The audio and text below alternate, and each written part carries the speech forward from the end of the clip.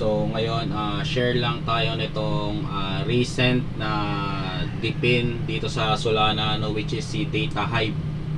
So yan, Data Hive. So makikita natin dito sa CryptoRank. So meron siyang total raise na 3.5M, ano. So yan ang kanyang total raise, and eto yung kanyang mga backer, and kasama dito si Solana Ventures, ano. So yun, Solana Venture mismo. So eto, pakita natin pag mag-register na kayo dito, no.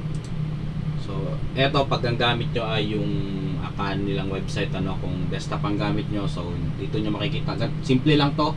So dashboard, so dito nyo makikita yung earnings nyo. Then eto yung sa device. So yung akin, meron siya sa dito sa browser, then meron din siya sa mobile. So eto sa mobile, wait lang. So eto siya, yung nasa mobile. So naka-install din siya sa phone ko, no. So yan, nasa mobile, kita ba? Ayan.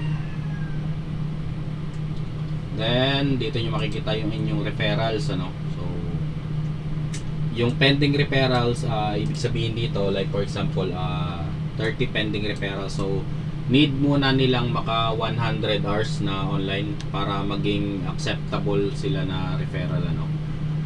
So yun lang mga boss, and ano ba yan? So eto din pala yung kanilang X. So visit nyo din to, so follow nyo, then turn on notification para makita nyo yung update about dito kay Data Hive, ano. So ayun lang, let's go.